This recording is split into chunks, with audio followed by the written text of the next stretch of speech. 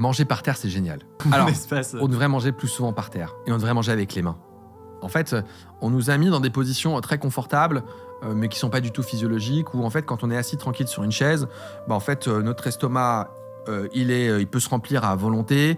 On mange jusqu'à ce qu'on n'en peut plus, et puis après on se met à l'arrière de la chaise, et puis on a le vide, on va exploser. Alors que quand on mange assis par terre, le fait d'être assis en tailleur, vous croisez vos jambes, vous appuyez sur votre estomac, vous mangez moins. Vous diminuez un petit peu vos apports caloriques. Et puis on s'est rendu compte que quand vous mangez avec vos mains, avec les mains, vous mangez pas du tout la même quantité. On propose aux bébés une diversification où ils vont manger avec leurs mains, on les laisse manger. Laissez-les respecter leur message de satiété. Pourquoi en grandissant, on va remplir une fourchette, on va remplir une cuillère, on va en mettre dans la bouche, on va manger comme c'est pas possible, alors que nos mains sont faites pour. Et puis un truc tout bête, si vous mangez avec vos mains, vous allez vous laver les mains. Qui se lave les mains avant de manger en vrai ?